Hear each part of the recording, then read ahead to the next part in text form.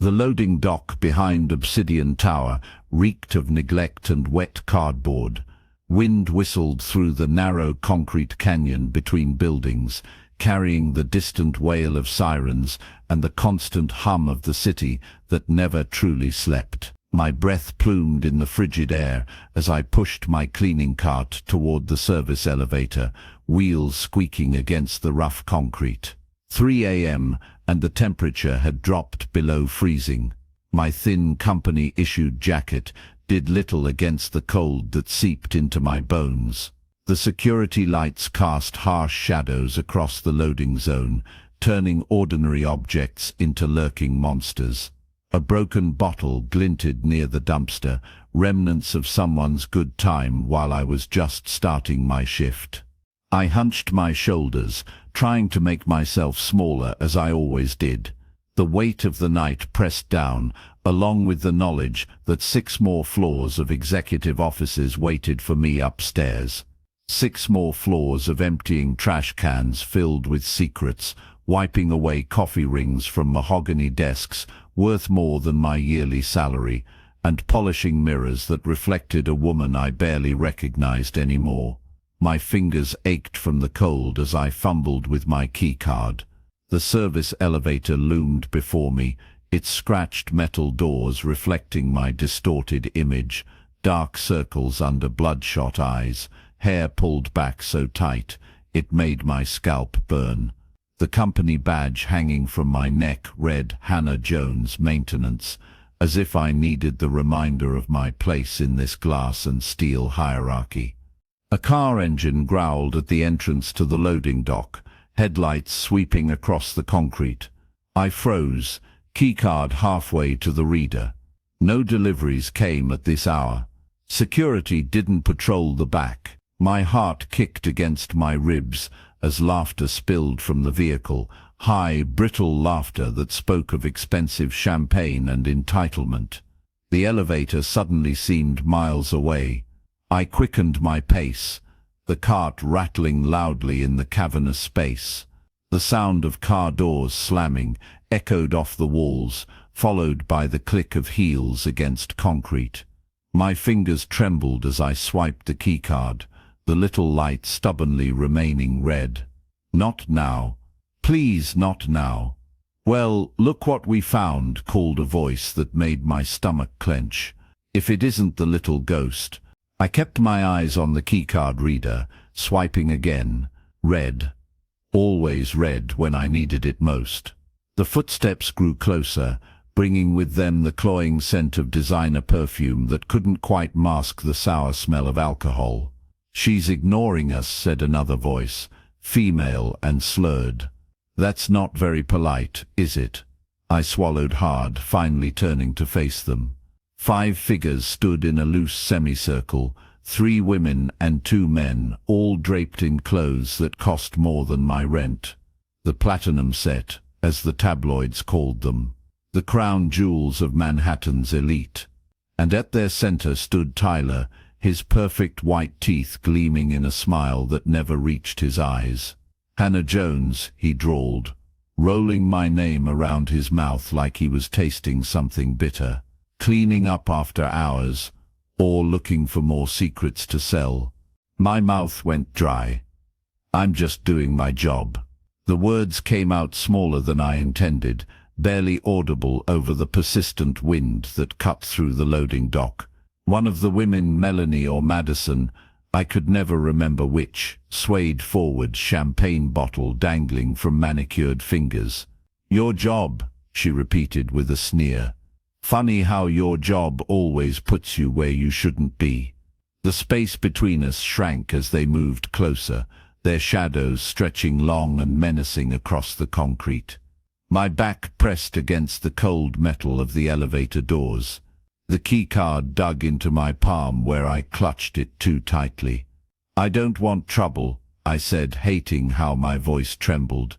"Please, just let me work." Tyler's laugh cut through the night air like broken glass. "Trouble found you the moment you decided to take pictures of my private documents." He stepped closer, cologne washing over me in a suffocating wave. "Did you think I wouldn't notice? Did you think you were invisible, little ghost? My heart hammered so hard I was certain they could hear it. I don't know what you're talking about. Liar, hissed one of the other women, her diamond earrings catching the security lights as she tossed her head. We saw you. Everyone knows what you are. The elevator dinged suddenly, doors sliding open behind me. Relief flooded my system until Tyler's hand shot out, gripping my wrist so hard I felt bones grind together. You're not going anywhere, he said softly, dangerously. Not until we've had our chat. I tried to pull away, but his fingers only tightened. Let go of me. Or what? His face loomed closer, eyes glassy with intoxication and something darker. Who's going to help you? The security guards you smile at. They know better than to interfere with me. The others laughed, the sound bouncing off concrete and steel, multiplying until it seemed to come from everywhere at once. I glanced toward the security camera in the corner, its red light blinking steadily. Watching, recording, doing nothing. Please, I whispered, a last desperate attempt. I have floors to clean. If you don't finish, you'll get fired.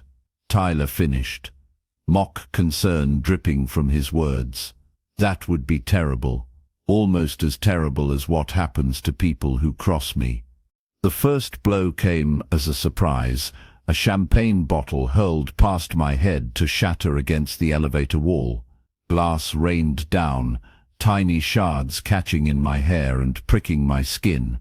I flinched, trying to break free from Tyler's grip, but he only dragged me away from the elevator into the center of their circle. I didn't take any pictures, I insisted, panic rising in my throat. I've never touched your documents. Then why were you in my office last week? Tyler's fingers dug deeper, sure to leave bruises. Why were you hovering over my desk when you should have been emptying trash cans? My mind raced. Last week, I'd found a diamond earring on his floor, placed it carefully on his desk so it wouldn't get vacuumed up. A simple act of consideration that now seemed like damning evidence. I found jewelry, I said, the words tumbling out.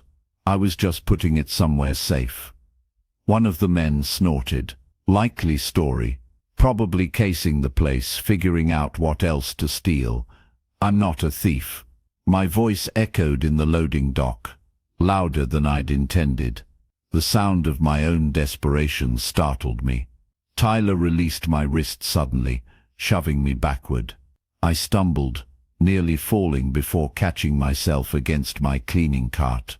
Bottles of industrial cleaner rattled ominously. You know what I think, Tyler said, swaying slightly as he advanced. I think you're whatever you need to be to survive. Cleaner, thief, spy. His lip curled. How much did they pay you for those photos? There are no photos, I insisted, gripping the cart handle for support. My knees threatened to buckle beneath me. Madison or Melanie laughed, the sound like breaking ice. She's pathetic. Look at her shaking. I was shaking not just from fear, but from the biting cold that seemed to intensify with each passing minute. My thin uniform offered no protection against the wind that howled through the loading dock, carrying the promise of snow. Tyler reached into my cart, plucking out a spray bottle of glass cleaner. He examined it with exaggerated interest. You know what happens to rats in the corporate world, Hannah. Before I could answer, he sprayed the chemical directly at my face. I turned just in time, the ammonia mist hitting my ear and neck instead of my eyes. The sting was immediate, a burning sensation that made my skin crawl. They get exterminated, he finished, tossing the bottle aside. I wiped at my neck, the chemical burn spreading across my skin. This is assault, I said, trying to sound braver than I felt. There are cameras, Security will. Security works for Obsidian Holdings. Tyler cut in smoothly. And Obsidian Holdings belongs to Benjamin Morgan. And Benjamin Morgan, he leaned in close, his breath hot against my face, doesn't give a shit about the cleaning staff. The name hung in the air between us. Benjamin Morgan. The reclusive CEO, whose penthouse occupied the top 3 floors of the building. A man I'd never seen, whose existence I only knew through whispered conversations and the special instructions left for his private elevator. Please, I tried again, hearing the desperation in my own voice. I just want to do my job and go home. Something hard hit my shoulder, a rock or piece of broken concrete. I gasped at the sudden pain, looking up to see one of the men tossing another projectile in his hand. Maybe we should teach her a lesson, he suggested, eyes gleaming with malice.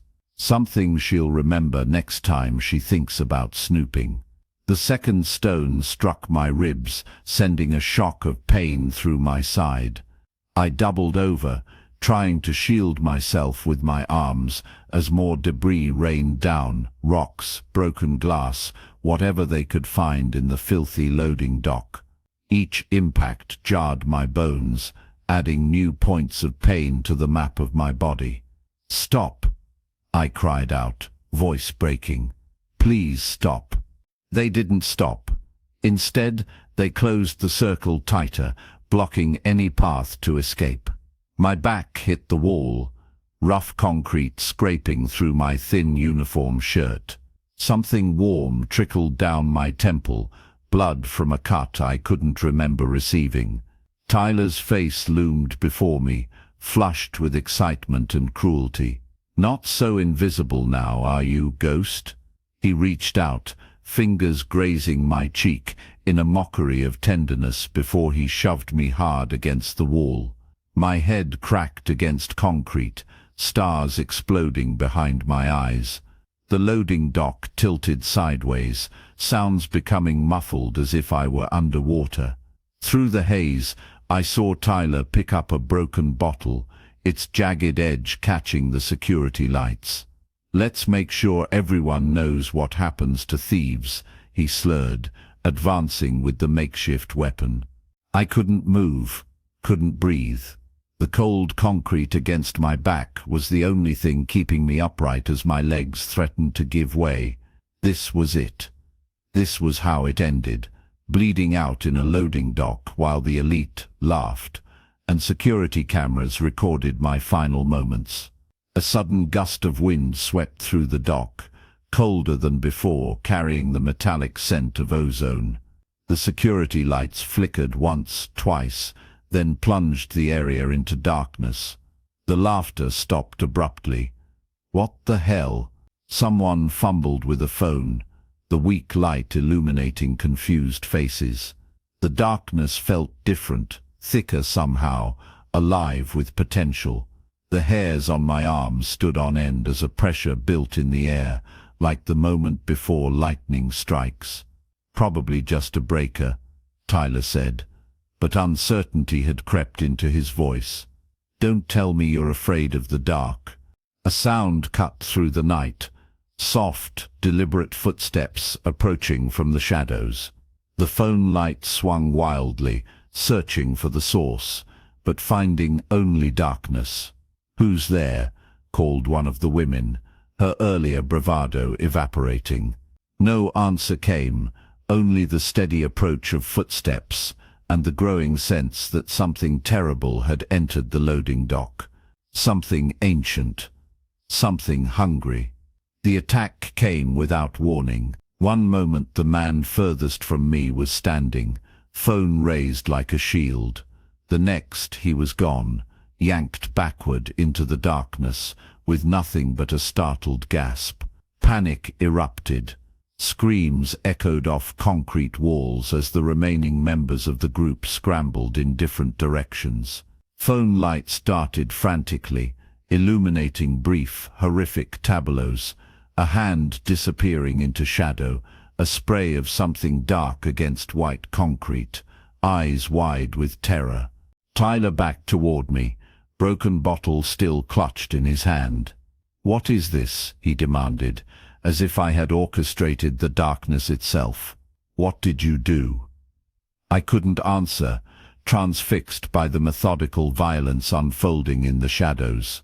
One by one, the screams were silenced, cut off mid-sound as if a switch had been flipped.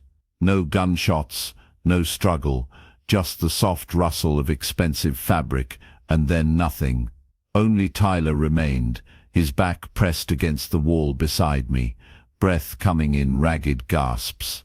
The broken bottle trembled in his hand, a useless defense against whatever hunted in the dark. A figure materialized before us, stepping into the weak glow of Tyler's dropped phone. Tall, impeccably dressed in a suit that absorbed rather than reflected light. His face was all angles and shadows, beautiful in the way predators are beautiful, a warning wrapped in elegance. "Mr. Morgan," Tyler choked out, recognition and terror mingling in his voice. Benjamin Morgan's gaze passed over Tyler as if he were nothing more than an insect, before settling on me. His eyes caught the meager light, reflecting it back with an inhuman glow. "You're bleeding," he said, his voice soft and cultured, incongruous with the violence that clung to him like a second skin. I couldn't speak, couldn't move. My body recognized the danger before my mind could process it. This was not a CEO coming to the aid of an employee. This was something else entirely. Tyler made a desperate lunge with the broken bottle. Benjamin caught his wrist without looking, the movement too fast to follow. A simple twist, the crack of bone, and Tyler crumpled to the ground, whimpering. "You've made quite a mess of my loading dock," Benjamin said, still looking at me rather than the broken man at his feet. He stepped closer, and I pressed harder against the wall, as if I could somehow pass through solid concrete.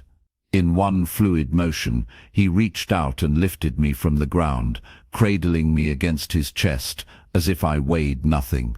His skin was cool to the touch, his heartbeat non-existent where my hand rested against his chest.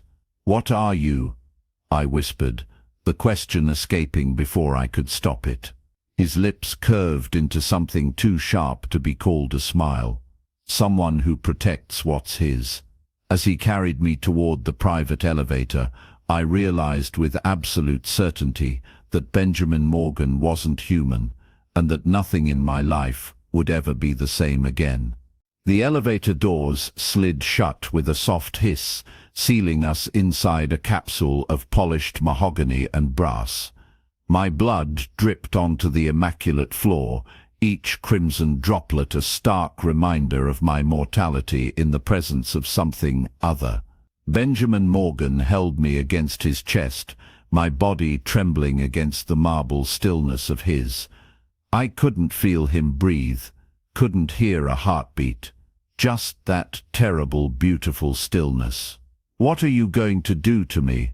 I whispered, my voice catching on the pain radiating from my side. His eyes, those impossibly dark eyes, studied my face. "First, I'm going to stop you from bleeding out in my elevator." The ascent was smooth and swift, bypassing all other floors. I tried to focus on the numbered display above the door, but my vision kept blurring, the edges growing dark. The pain had transformed from sharp and immediate to something deeper, a throbbing heat that spread through my abdomen. "Stay with me, Hannah," Benjamin commanded, his voice cutting through the fog. It wasn't a request but an order, delivered with such authority that my body seemed to obey without my conscious input. The elevator opened directly into what could only be his penthouse. Moonlight streamed through floor-to-ceiling windows, illuminating a space that seemed to exist in another world entirely. Minimalist furniture in blacks and whites, artwork that probably cost more than I'd earn in several lifetimes, and beyond the windows, the city sprawled like a carpet of stars. Benjamin carried me through the vast living area toward what appeared to be a bedroom. Not once did his grip falter or his pace slow. He moved with the fluid grace of something that had never known human limitations. I should go to a hospital. I managed, though the words felt thick on my tongue. No hospitals. His tone left no room for argument. They ask too many questions, and they can't help you the way I can. The bedroom was as austere as the rest of the penthouse. A massive platform bed with charcoal sheets, more windows revealing the night sky. But Benjamin bypassed this, carrying me instead into an adjoining bathroom that was larger than my entire apartment. He set me down on a marble counter with surprising gentleness. The cool stone against my thighs made me realize I was burning up, my body fighting the trauma in the only way it knew how. "Take off your shirt," he said, turning to open what looked like a medicine cabinet, though the contents gleamed with clinical precision. "What? No, your wound needs cleaning. The bottle cut deeper than you realize." He didn't look at me as he gathered supplies, his movements economical and practiced. "You can keep your dignity or your life, Hannah. Choose quickly." My fingers fumbled with the buttons of my uniform, sticky with blood. The pain made each movement a struggle, and halfway through I gave up. "I can't," I admitted, hating the weakness in my voice. Benjamin turned back to me, his expression unreadable. Without a word, he reached for my shirt and tore it open, buttons scattering across the marble floor like tiny bullets. I gasped, more from shock than pain, as cool air hit my exposed skin. "This will hurt," he warned, reaching for a bottle of clear liquid. I braced myself, but nothing could have prepared me for the searing agony as he cleaned the wound. A scream tore from my throat before I could stop it, my body instinctively trying to pull away. His hand clamped down on my shoulder, holding me in place with inhuman strength. "Almost done," he murmured, his voice oddly gentle compared to the clinical efficiency of his movements. I bit my lip until I tasted blood, determined not to scream again. Through tear-blurred eyes, I watched as he examined the wound, his fingers probing with a doctor's precision. "The cut is deep, but clean. No organ damage." He reached for what looked like a suture kit. "I need to close this." "Are you a doctor?" I asked, desperate for any distraction from what was coming. A ghost of a smile touched his lips. "I've had centuries of practice." The needle pierced my skin, and I hissed through clenched teeth. Benjamin worked quickly, his stitches neat and even. I forced myself to look away, focusing instead on his face, the sharp angles of his cheekbones, the perfect stillness of his features. Not once did he blink more than necessary, or make a superfluous movement. "Why are you helping me?" I asked, as he tied off the last stitch. He paused, those dark eyes lifting to meet mine. "You are under my protection." "Since when?" "Since the moment you stepped into my building." He began applying a clear ointment to the now closed wound. "Everyone who works for me is under my protection." Tyler should have known better. The mention of Tyler sent a shiver through me. "Is he alive?" "Yes, for now." Benjamin's voice hardened, though he'll find his position in the platinum set significantly diminished after tonight. I wanted to ask more, but exhaustion was pulling at me, the adrenaline that had kept me going finally ebbing away. Benjamin seemed to notice, his movements becoming more gentle as he taped a bandage over my side. "You need rest," he said, helping me down from the counter. It was only then, standing on unsteady legs in the harsh bathroom light, that I realized the full extent of my exposure. My torn shirt hung open, revealing not just the fresh bandage, but the network of old scars that crisscrossed my torso and disappeared beneath my bra. The ugly reminders of the car accident that had taken my parents and left me broken in more ways than one. Instinctively, I tried to pull the tattered edges of my shirt together, shame burning hotter than the pain in my side. Benjamin's hand caught mine, stopping the movement. "Don't," he said softly. I couldn't meet his eyes. "Please, I need—" "Look at me, Hannah." Something in his voice compelled obedience. I raised my gaze to his, expecting disgust or pity, the usual reactions to my scars. Instead, I found only intensity, a focus so complete it seemed to look through me rather than at me. "Your scars tell a story of survival," he said, his fingers hovering just above the longest one, a jagged line that ran from just below my collarbone to the bottom of my ribcage. "Never hide them from me." His words should have felt invasive, presumptuous. Instead, they settled over me like a strange benediction. Before I could respond, he turned away, retrieving a silk robe from a hook on the wall. "You'll sleep here tonight," he said, holding the robe for me to slip into. "I have matters to attend to." The silk was cool against my skin, a whisper of luxury that felt alien after years of polyester uniforms and discount clothing. It smelled faintly of sandalwood and something else, something ancient and unfamiliar. "I can't stay here," I protested weakly, even as he guided me toward the bedroom. "My apartment is a concern for tomorrow." Benjamin pulled back the covers on the bed. "Tonight you rest where I can ensure your safety." I sank onto the edge of the mattress, too exhausted to argue further. The sheets were softer than anything I'd ever felt, the mattress yielding perfectly to my weight. "What are you?" I asked again as he turned to leave, the question that had been burning in me since the loading dock. Benjamin paused at the doorway, his silhouette stark against the light from the hallway. "Sleep, Hannah. We'll talk in the morning." The door closed behind him, leaving me alone in the darkness of a predator's lair. Despite the luxury surrounding me, despite the exhaustion pulling at my consciousness, I couldn't shake the feeling that I'd stepped into another world entirely, one with rules I didn't understand and dangers I couldn't begin to comprehend. Yet as sleep finally claimed me, one thought remained, in all my years of hiding my scars, of enduring pity and revulsion.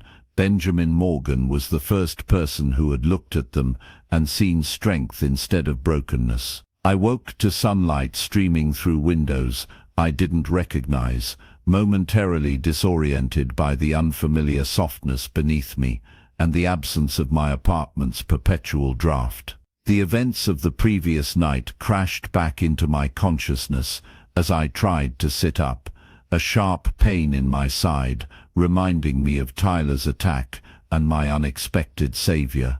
The bedroom was even more imposing in daylight, minimalist but luxurious, all clean lines and muted colors.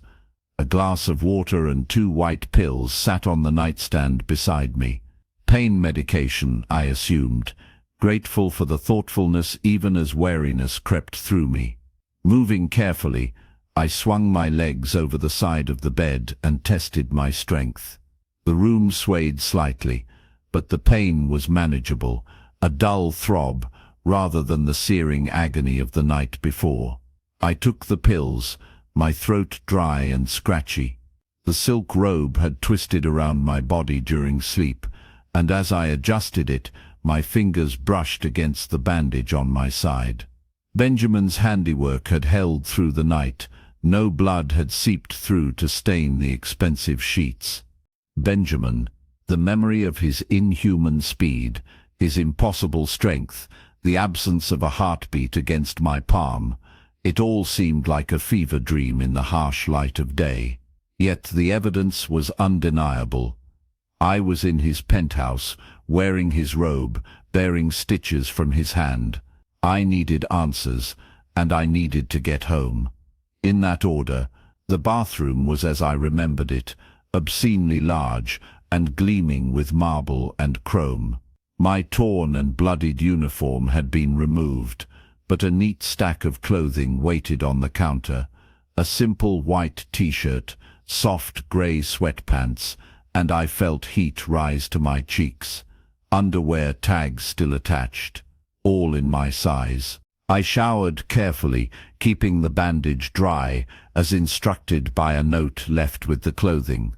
The hot water sluiced away the last physical remnants of the attack, though nothing could wash away the memory of Tyler's hatred or Benjamin's otherworldly intervention. Dressed in the provided clothes, I padded barefoot through the bedroom and into the main living area of the penthouse. In daylight, the space was even more impressive and more intimidating. Floor-to-ceiling windows offered a panoramic view of the city, the morning sun glinting off distant skyscrapers. The furnishings were sparse, but clearly expensive, each piece chosen with exacting taste. "You're awake." I startled at the voice, turning to find Benjamin seated at a glass dining table, a tablet in front of him, and a cup of something that steamed gently beside it. He wore a charcoal suit that looked as if it had been poured onto his frame, not a wrinkle in sight, despite the early hour. "How are you feeling?" he asked, setting the tablet aside and giving me his full attention. I wrapped my arms around myself, suddenly aware of how vulnerable I was. No phone, no money, dressed in clothes he had provided, in his space, at his mercy. "Better," I said cautiously, keeping my distance. "Thank you for helping me." "Sit," he gestured to the chair across from him. "You must be hungry." As if summoned by his words, a door I hadn't noticed opened, and a woman in a crisp uniform entered carrying a tray. She set it before the empty place setting without making eye contact with either of us, then disappeared as silently as she'd arrived. The tray held a spread that would have fed me for days. Fresh fruit, pastries, eggs, toast, and a carafe of what smelled like freshly brewed coffee. My stomach growled traitorously, reminding me that I hadn't eaten since my meager lunch the day before. Reluctantly, I took the seat opposite Benjamin, the distance between us still substantial given the size of the table.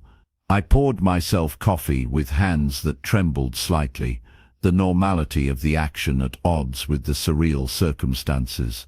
"You have questions," Benjamin said, watching me with that unnerving stillness. I took a sip of coffee to steady myself. "What are you?" A smile touched his lips, though it didn't reach his eyes. "Direct." "I appreciate that." He leaned back in his chair, regarding me thoughtfully. "I think you already know the answer, Hannah. Your body recognized it before your mind did. That's not an answer, isn't it?" He tilted his head slightly, studying me. "Humans have many names for my kind. Vampire is the most common, though hardly the most accurate." I should have laughed, should have dismissed it as the delusion of a powerful man with too much money and too little grip on reality. But I had felt the unnatural coolness of his skin, had noticed the absence of his heartbeat, had witnessed his impossible speed and strength. "Vampire," I repeated, the word feeling foreign on my tongue. "You drink blood." "Yes, human blood." His eyes darkened fractionally. "Yes." I set down my coffee cup, appetite vanishing. "Did you, last night, when you were treating me?" "No." His answer was swift and firm. I would never take from someone without consent, especially not someone injured and in my care. The relief that flooded me was quickly replaced by new questions. "But you do feed on people. There are those who offer themselves willingly," he said, his voice carefully neutral. "The arrangement is mutually beneficial." I thought of the beautiful people who surrounded him at corporate events, the platinum set with their perfect smiles and adoring gazes. Were they all part of this arrangement? Was that what Tyler had been trying to become? "How old are you?" I asked, reaching for a piece of toast more to have something to do with my hands than from any desire to eat. "Old enough to have seen empires rise and fall," he replied. "Young enough to adapt to the changing world." That's not an answer either. A genuine smile curved his lips this time. "You're persistent. I like that." He paused, considering. "I was born in what you would call 1487, in what is now northern Italy. Over 500 years old. The concept was too vast to grasp fully. I tried to imagine the world he had seen, the changes he had witnessed, the accumulated knowledge of centuries. I asked, the question that had been nagging at me since I woke. Why not just, I don't know, erase my memory or whatever it is vampires do in the stories? Such abilities are greatly exaggerated, Benjamin said with a slight shake of his head. And even if they weren't, I wouldn't use them on you. Why not? His gaze was steady, penetrating. Because you're different, Hannah.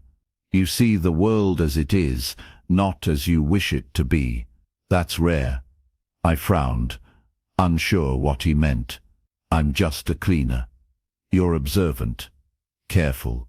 You move through spaces without disturbing them, seeing everything while remaining unseen. He leaned forward slightly. Do you know how many people work in my building, Hannah? Over 3,000. And yet, you're the only one who noticed the patterns. Patterns. The late-night meetings. The specific clients who never arrive or leave during daylight hours. The security protocols that seem excessive for a financial firm. His lips quirked. The fact that you've never once seen me eat or drink at any company function. I had noticed these things, had filed them away as curiosities, as the eccentricities of the wealthy. Never had I imagined the truth. What happens now? I asked, setting down the toast I'd been crumbling between my fingers. Now, Benjamin said, rising from his chair with fluid grace, I show you something few humans have ever seen. He extended his hand to me, an invitation rather than a command. After a moment's hesitation, I placed my palm in his, noting again the coolness of his skin, the strength carefully restrained as his fingers closed around mine. He led me through the penthouse to a door, secured with both a keypad and a biometric scanner. The security measures seemed excessive even for a vampire CEO's private rooms. Benjamin entered a code and placed his palm against the scanner, and the door slid open silently. Beyond lay what appeared to be a command center, walls of monitors displaying security feeds from throughout the building, data streams I couldn't begin to interpret, and maps of the city with glowing points of light clustered in specific areas. Welcome to my war room, Benjamin said, guiding me inside. War against whom? I asked, eyes darting from screen to screen, trying to make sense of the information overload. Against those who would expose us, against those who hunt us. He released my hand to tap a sequence on one of the keyboards, bringing up a new set of images, and against those of my kind who have forgotten what it means to coexist. The screens now showed footage from what appeared to be nightclubs, exclusive restaurants, private rooms where beautiful people gathered around central figures who carried themselves with the same predatory grace as Benjamin. There are others like you, I said, stating the obvious.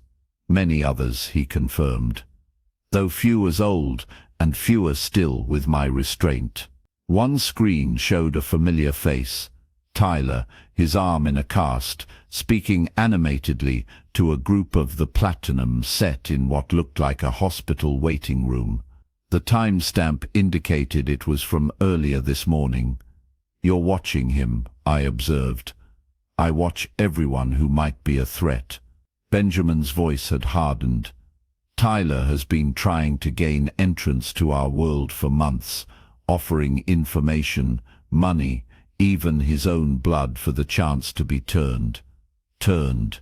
You mean made like us? Yes.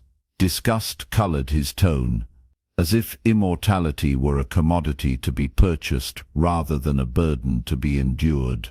I studied his face, seeing for the first time the weight behind his eyes, the subtle signs of weariness that had nothing to do with physical fatigue. Is it a burden? His gaze met mine, and for a moment I glimpsed something ancient and sorrowful beneath the polished exterior. Watching everyone you've ever loved wither and die, century after century. Yes, Hannah, it's a burden. The raw honesty in his voice caught me off guard. This wasn't the calculated revelation of a predator toying with his prey. This was a moment of genuine vulnerability from a being who had lived too long and seen too much. Before I could respond, one of the screens flashed red, drawing Benjamin's attention. His expression shifted, the momentary openness replaced by cold focus. "What is it?" I asked, stepping closer to see what had triggered the alert. Movement in a sector that should be empty. His fingers flew over the keyboard, bringing up multiple camera angles of what appeared to be the loading dock where I'd been attacked. The same location as last night. Not a coincidence. The footage showed 3 members of the Platinum set. I recognized them from corporate events, though I didn't know their names. Searching the area, one of them holding what looked like a UV light over the bloodstains on the concrete. "They're looking for evidence," Benjamin said, his voice tight. "Tyler must have told them what he saw." "What does that mean?" I asked, a chill running through me, despite the penthouse's perfect temperature. Benjamin straightened, his decision made. "It means your recovery period has just been cut short." He turned to me, his expression grave. "I need to move you somewhere safer while I deal with this situation." "Move me? No. I should just go home. This isn't my world or my fight." "It became your fight the moment Tyler attacked you," Benjamin countered. "And it became your world when you learned the truth about mine. There's no going back, Hannah." The finality in his voice sent a wave of panic through me. "You can't keep me here against my will. I have no intention of holding you prisoner," he said, his tone softening slightly. "But I do intend to keep you alive. The Platinum set is not just a group of socialites. They're hunters, or at least affiliated with hunters. If they believe you know what I am, they'll come for you next." The security footage continued to play, showing the 3 figures methodically documenting the scene of last night's attack. One of them held up a phone, apparently taking a call, and nodded vigorously before all 3 hurried from the loading dock. "They found something," Benjamin said grimly. "We need to move quickly." He led me back through the security door, which sealed behind us with a pneumatic hiss. In the main living area, he pressed a button on a wall panel, and a hidden door slid open, revealing what appeared to be a medical room more advanced than any hospital I'd ever seen, with equipment I couldn't begin to identify.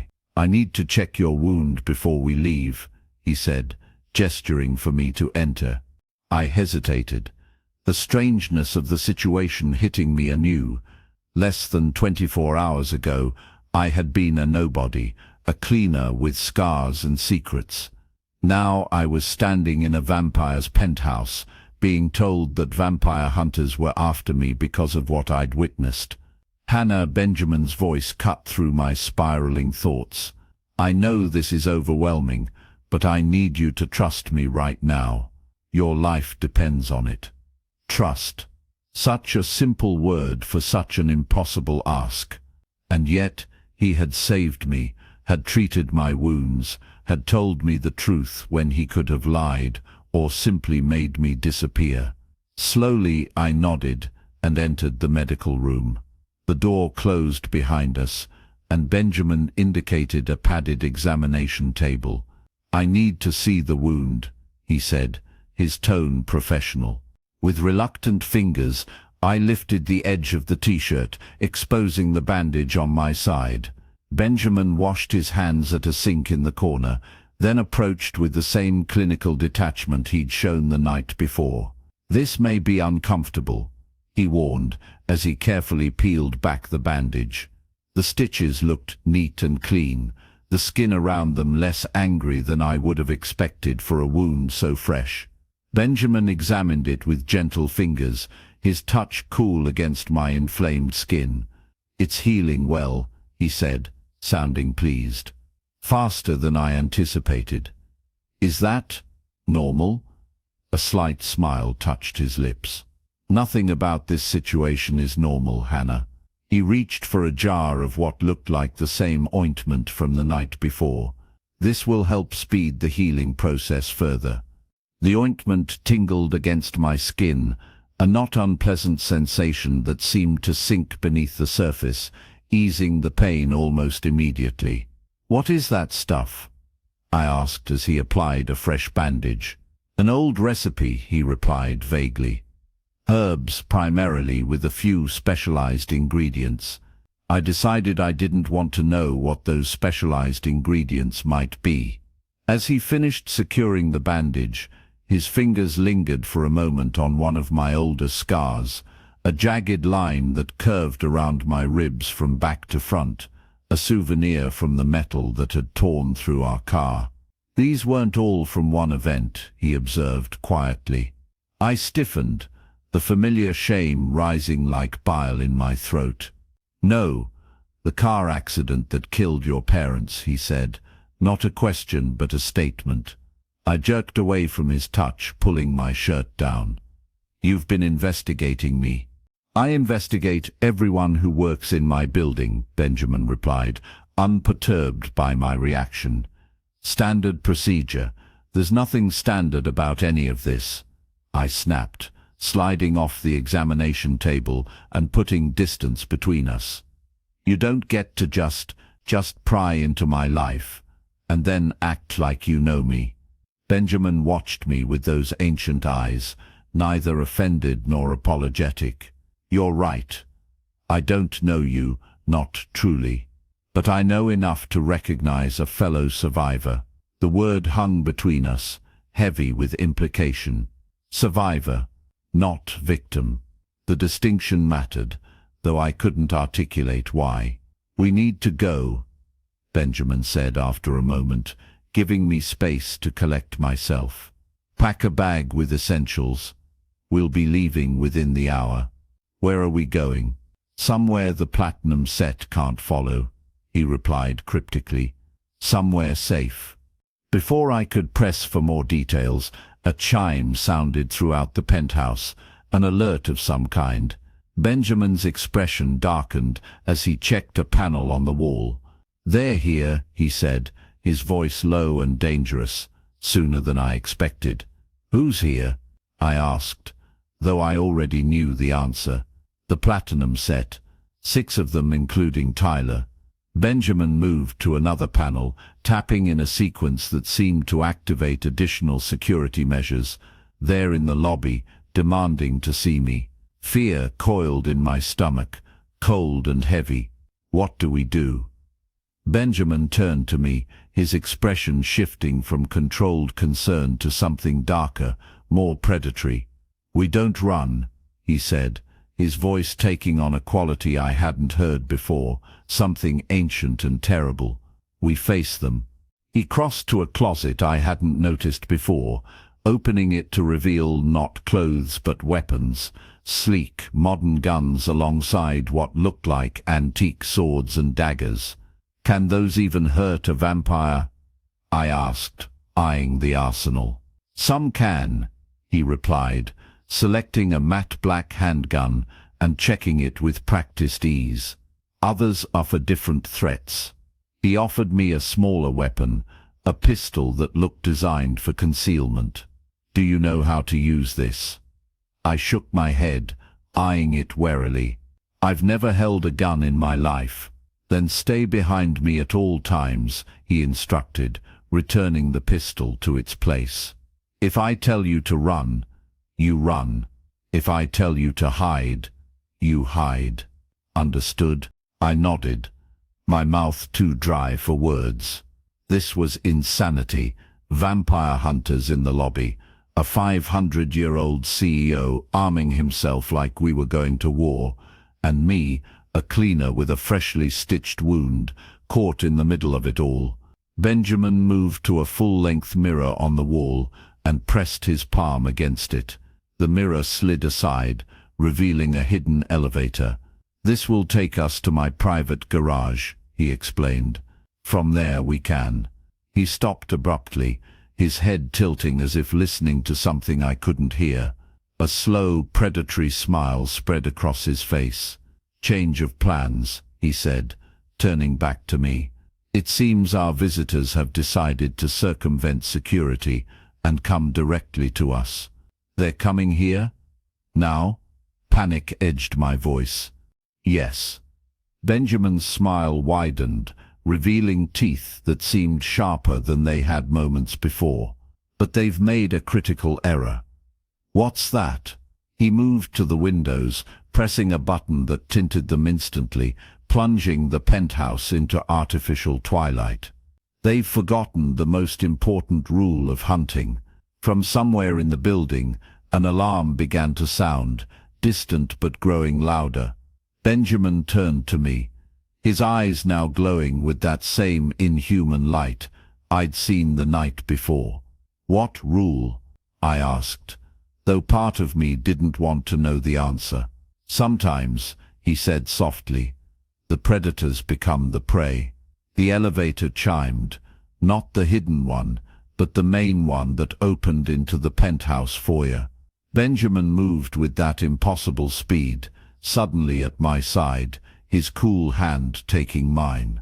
"Stay close," he murmured, guiding me toward the shadows at the far end of the room. "And whatever happens, remember, they came to us, not the other way around." The elevator doors slid open, and 6 figures stepped into the dimmed penthouse. 5 men and 1 woman, all dressed in the casual luxury that marked the platinum set. Tyler was among them, his broken arm in a cast, his face a mask of vindictive anticipation. "Morgan," one of them called out, his voice echoing in the vast space. "We know what you are. Show yourself."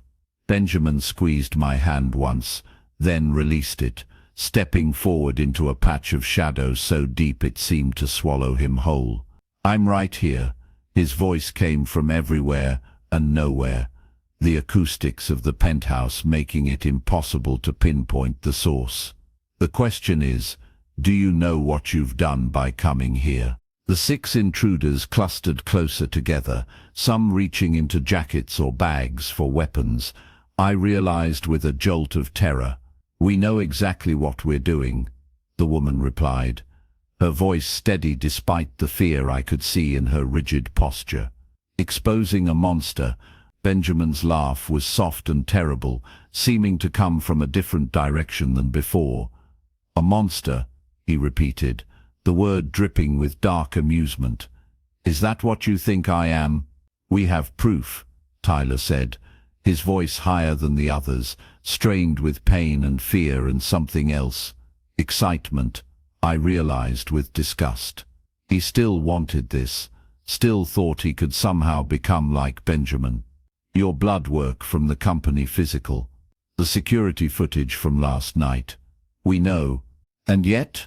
Benjamin's voice shifted again, now seeming to come from behind the group, causing them to whirl around. "You came here, to my home, uninvited." One of the men raised what looked like a modified flashlight, a UV light, I realized, remembering what Benjamin had said about vampire weaknesses. "We came prepared," the man said, though his voice trembled slightly. "Did you?" Benjamin stepped out of the shadows behind me, moving to stand at my side. The group gasped collectively, some raising their weapons, others taking involuntary steps backward. I don't think you did. In that moment, I saw Benjamin Morgan through their eyes, the inhuman stillness, the predatory grace, the ancient eyes that had witnessed centuries of human folly. He was beautiful and terrible, a force of nature contained in the shape of a man. You brought weapons meant for myths, he continued, taking a step forward that sent the group retreating further. UV lights, silver, holy water perhaps. His smile was all teeth now. But you forgot the most important weapon. What's that? The woman asked, her bravado cracking. Knowledge, Benjamin replied simply. True knowledge, not the fantasies you've cobbled together from fiction and folklore. With a movement too fast to follow, he was suddenly behind the group again, between them and the elevator. They spun around, several crying out in alarm. For instance, he continued, as if there had been no interruption, did you know that a vampire's home is an extension of themselves?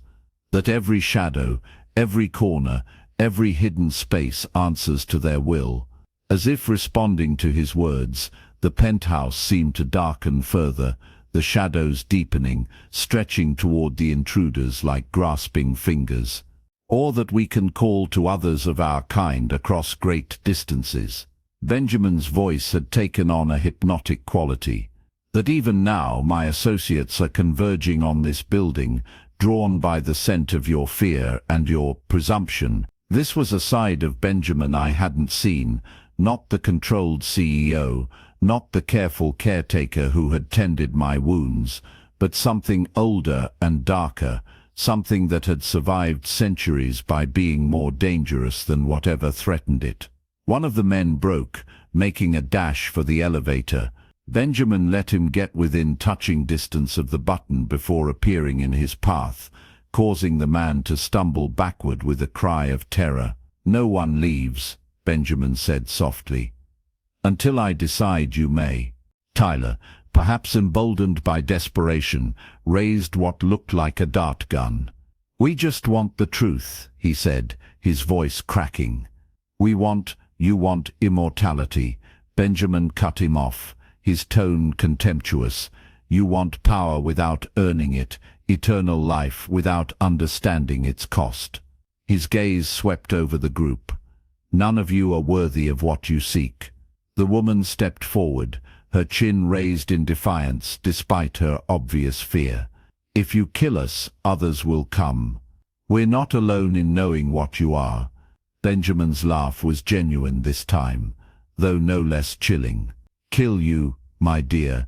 If I wanted you dead, you wouldn't have made it past the lobby. He moved closer to her, his movement deliberately human slow. No, I have something far more instructive in mind. He turned to look at me then, still standing in the shadows where he'd left me. Hannah, would you join us, please? All eyes turned to me, expressions ranging from confusion to shock to, in Tyler's case, hatred. I hesitated, then stepped forward into the dim light, acutely aware of my borrowed clothes, my bare feet, my vulnerability. This is Hannah Jones, Benjamin said, extending his hand to me. After a moment's hesitation, I took it, allowing him to draw me to his side. One of you tried to kill her last night. Another of you saved her. Can you guess which action I value more? Tyler's face contorted with rage. She's nothing, just a cleaner. She doesn't belong in our world.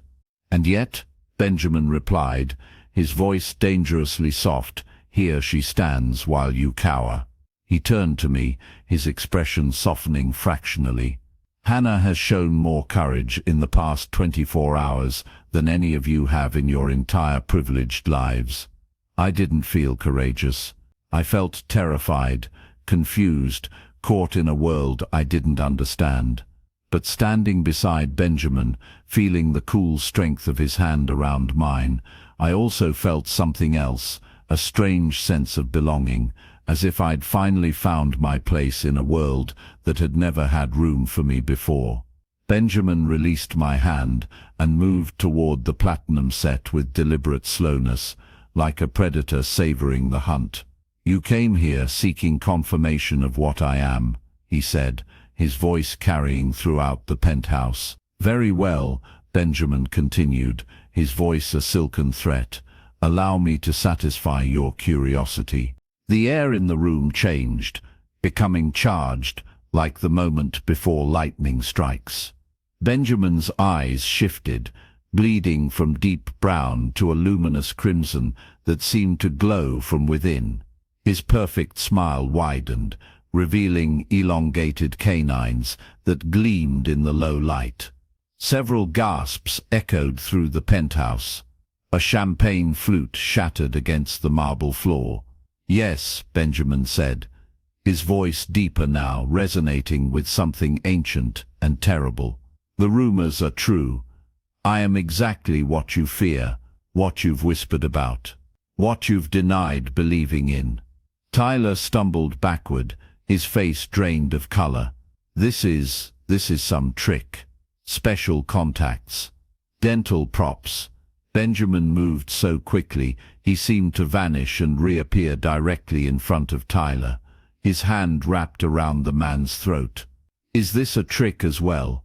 he asked, lifting Tyler until his designer shoes dangled above the floor. I watched, frozen between horror and a dark satisfaction, as Tyler clawed uselessly at Benjamin's grip. "You attempted to murder Hannah," Benjamin said, his voice eerily calm. "You drugged her drink. You pushed her from my balcony. You left her to die alone on the concrete 40 floors below." Tyler's eyes bulged. I didn't. "I can smell your lies," Benjamin cut him off. "I can hear your pulse accelerating. I can taste your fear in the air." He released Tyler suddenly, letting him crumple to the floor in a gasping heap. "But I won't kill you," Benjamin said, straightening his already immaculate suit. "That would be too merciful." Benjamin turned to address the entire room. "Hannah Jones is under my protection. She is to be treated with the same respect you would show me. More, in fact, as she has earned it through her character rather than through fear." The platinum set exchanged nervous glances. One woman, Olivia, I remembered, stepped forward hesitantly. "Benjamin, surely you can't expect us to—" "To what?" Benjamin interrupted, his voice deceptively soft. "To treat a mere cleaner as an equal. To acknowledge someone who works for a living rather than inheriting wealth. To see past your pathetic social constructs." Olivia's mouth snapped shut. No one else dared speak. Benjamin extended his hand to me again. "Hannah, would you accompany me to the charity gala tonight? As my honored guest." The room seemed to spin around me. I looked at his outstretched hand, then at the faces of the platinum set, the same people who had humiliated me, who had treated me like I was invisible when I wasn't being useful, who had stood by while Tyler tried to kill me. I took Benjamin's hand.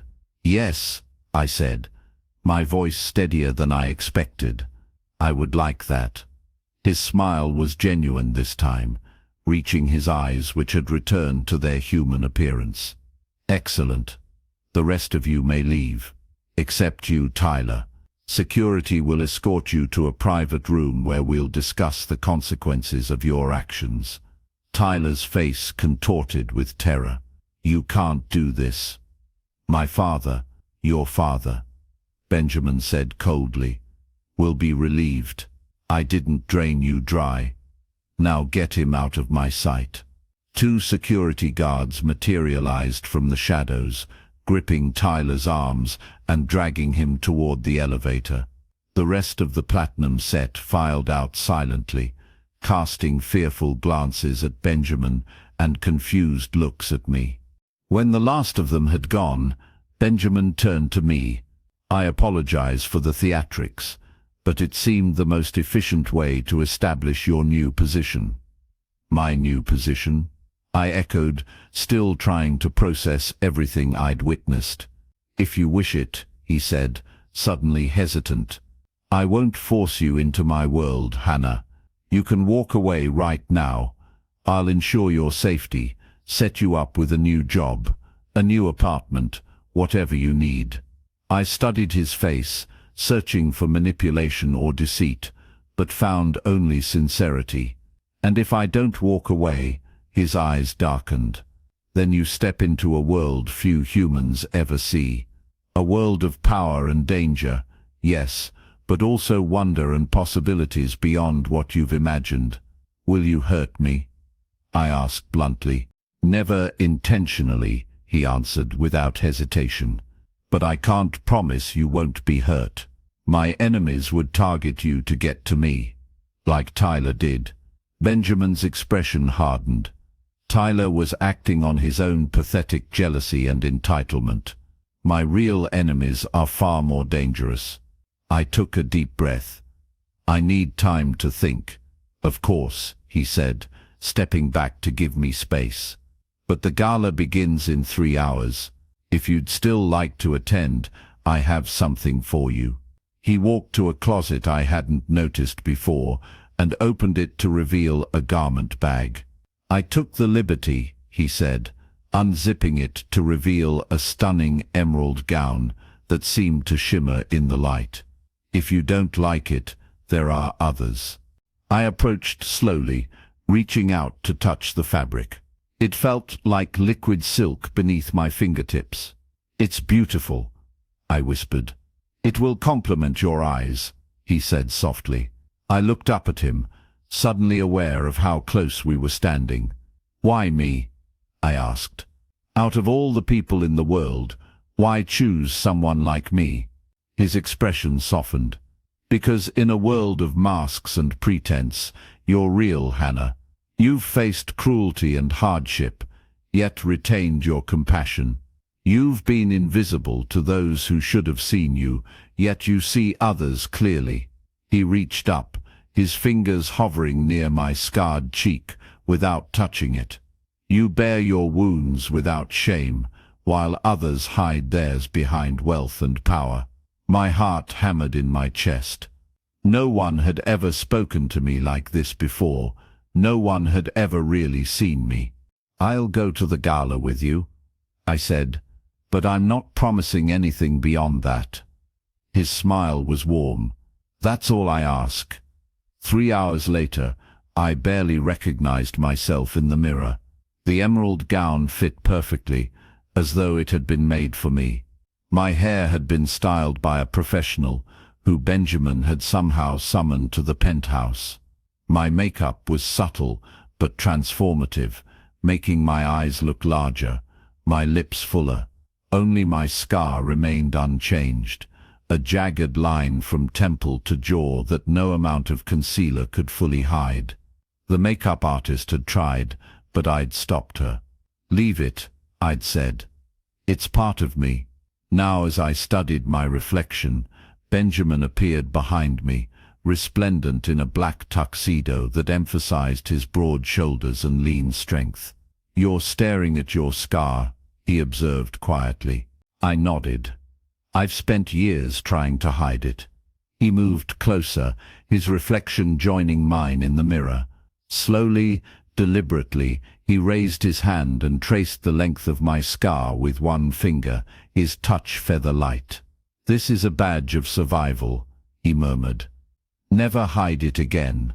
A shiver ran through me at his touch, at his words.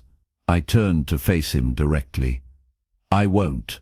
The ride to the gala was silent, a charged tension filling the space between us in the back of his limousine. I watched the city lights blur past the tinted windows, trying to calm my racing thoughts. We're here, Benjamin said, as the car slowed to a stop. Are you ready? I took a deep breath. As I'll ever be.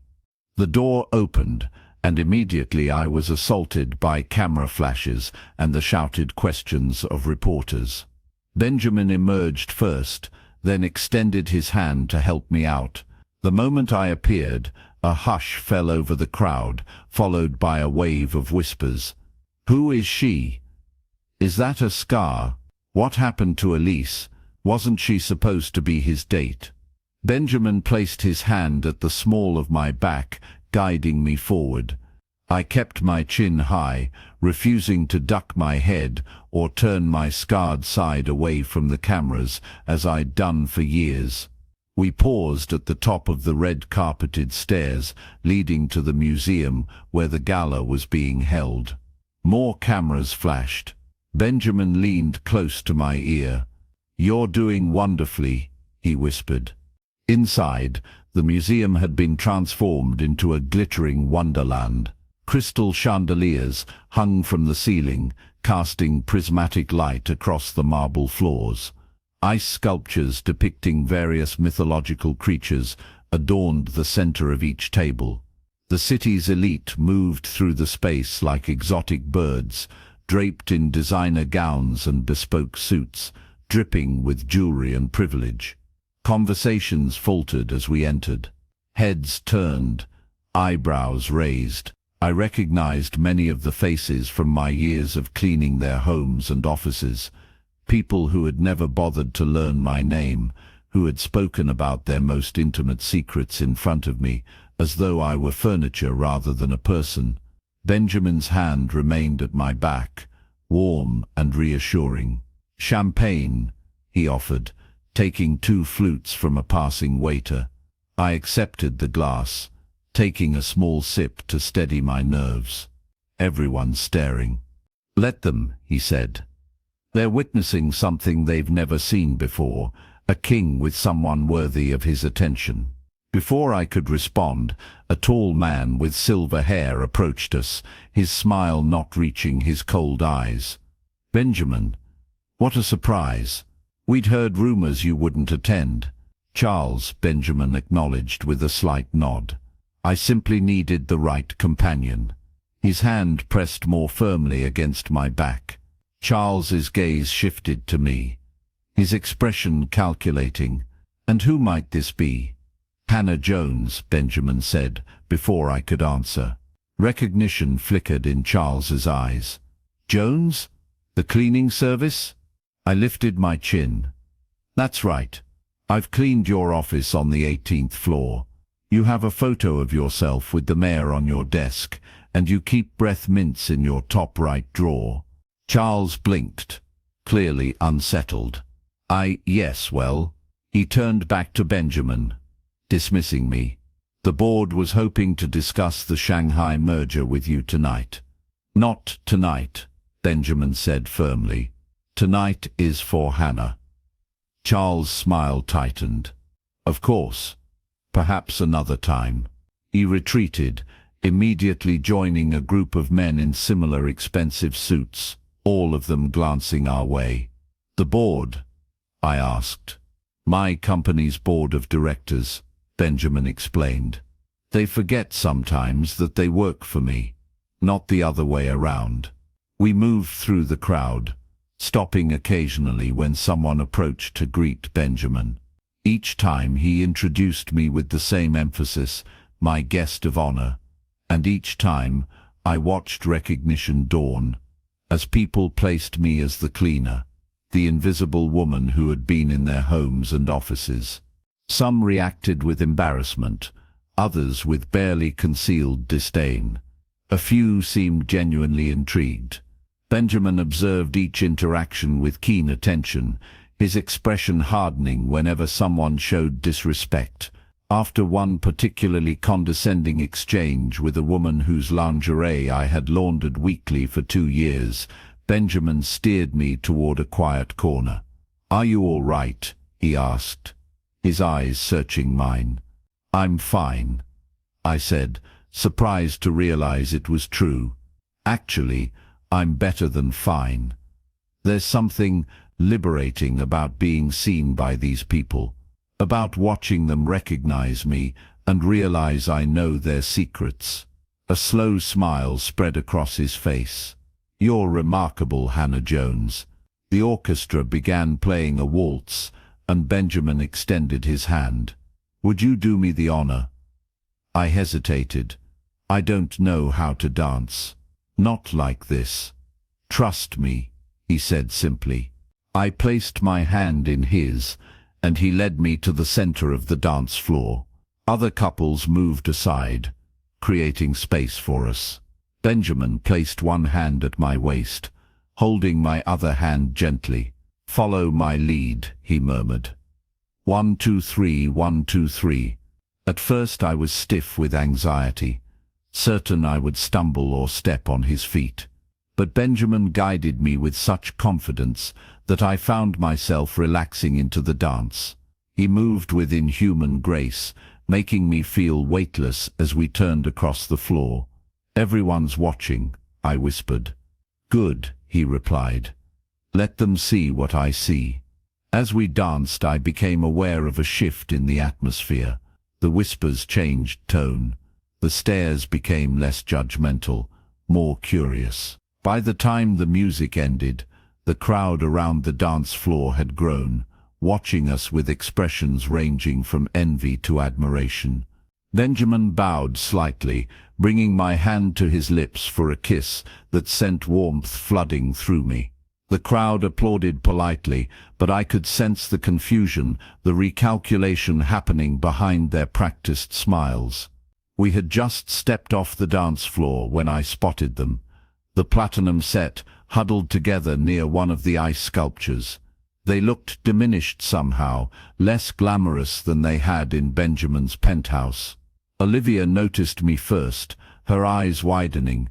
She nudged the others, and suddenly they were all staring. Benjamin followed my gaze. Would you like to speak with them? I considered it for a moment, then shook my head. No, they're not worth my time. His smile was proud. Exactly right. We continued our circuit of the room, stopping to admire the art on display, pieces that had been donated for the charity auction. Benjamin pointed out details I would have missed, sharing stories about the artists and the historical contexts of various works. How do you know so much? I asked after he'd explained the symbolism in a Renaissance painting. I've had a long time to study, he replied with a cryptic smile. One of the advantages of my condition. How long? I couldn't help asking. He leaned closer, his lips near my ear. Long enough to have met the artist who painted this. I pulled back to look at him, searching his face for signs he was joking. The painting was at least 400 years old. You're serious, I breathed. Deadly, he confirmed, his eyes glinting with amusement at his own pun. Before I could ask more questions, a commotion near the entrance drew our attention. Tyler stumbled into the gala, his tuxedo disheveled, his face flushed with what appeared to be a combination of alcohol and rage. Security guards followed close behind, attempting to intercept him. Morgan, Tyler shouted, pointing an accusatory finger at Benjamin. You can't do this to me. You can't just... The security guards caught up, gripping his arms, but Tyler struggled against them. Everyone needs to know what he is, he yelled. He's a monster, a blood-drinking monster. A ripple of uncomfortable laughter moved through the crowd. Someone muttered, "Drunk again." Benjamin's expression remained impassive, but I felt him tense beside me. "Stay here," he murmured, then moved toward Tyler with measured steps. The room quieted as Benjamin approached. Even Tyler fell silent, his bravado faltering as Benjamin drew near. "Mr. Reynolds," Benjamin said, his voice carrying easily in the hushed space. "You seem unwell. Perhaps you should go home and rest." "Don't pretend," Tyler spat. "I saw what you are. Everyone should know." "What everyone knows," Benjamin interrupted smoothly, "is that you attempted to murder Hannah Jones last night by pushing her from my balcony. What everyone knows is that your family's company is on the verge of bankruptcy, and you hoped to secure my investment by eliminating someone you saw as competition for my attention." Gasps and whispers erupted around us. Tyler's face drained of color. That's not true, he stammered. I never, the security footage says otherwise, Benjamin continued. Footage I've shared with the police, who I believe are waiting to speak with you outside. As if on cue, two uniformed officers appeared at the entrance. The security guards began moving Tyler toward them, his protests growing more desperate. He's not human, Tyler shouted as he was dragged away. None of you are safe. The doors closed behind them, cutting off his final accusations. A moment of awkward silence followed, then conversation resumed, louder than before, as people discussed what they'd witnessed. Benjamin returned to my side. I apologize for the interruption. Is it true, I asked quietly, about the security footage? A small smile played at his lips. There is footage, yes. Whether it shows exactly what I claimed, well, the police will find it very convincing. I should have been disturbed by this admission of what amounted to evidence tampering, but instead I felt a surge of vindication. Tyler had tried to kill me. He deserved whatever consequences came his way. Thank you, I said simply. Benjamin studied my face. For believing me, for protecting me. I gestured around us, at the gala, at my dress, at the life I'd never imagined I could touch. For all of this, you've given me far more than I've given you, Hannah, he said softly. You've reminded me what it means to see the world through new eyes, to feel human again. The orchestra began another piece, something slower and more intimate than the waltz. Benjamin offered his hand once more. Shall we? This time, I didn't hesitate. As we moved together on the dance floor, I felt a profound shift within myself, a shedding of old fears, old limitations. I was no longer invisible, no longer defined by my scar, or my job, or the perceptions of people like the platinum set. Benjamin held me closer as the music swelled, his supernatural strength evident in the effortless way he guided me through the dance. I looked up at him, at his perfect face and ancient eyes, and felt no fear, only a strange sense of homecoming. What happens now? I asked. His gaze was tender. Whatever you want, Hannah. You can return to your life, with my protection always available, should you need it. Or, I prompted when he hesitated. Or you can explore this new world with me, learn its wonders and its dangers. See how deep the rabbit hole goes. His voice dropped lower. Stay with me, not as my guest or my protected, but as my equal. The music ended, but we remained in each other's arms, the crowd around us forgotten. In his eyes, I saw centuries of loneliness, of watching the world change while he remained apart from it. I saw power and vulnerability intertwined. I saw possibility.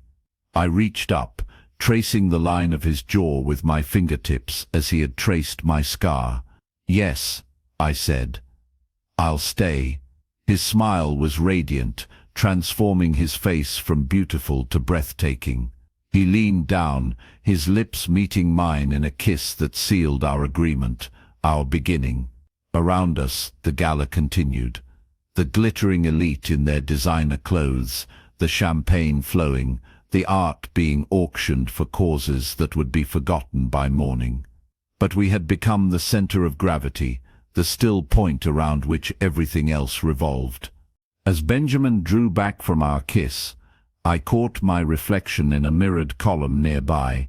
The woman who looked back at me was transformed, not by the gown or the makeup or the jewelry, but by the certainty in her eyes, the strength in her posture, the fearlessness with which she displayed her scars. For the first time in my life, and I was no longer afraid of the dark.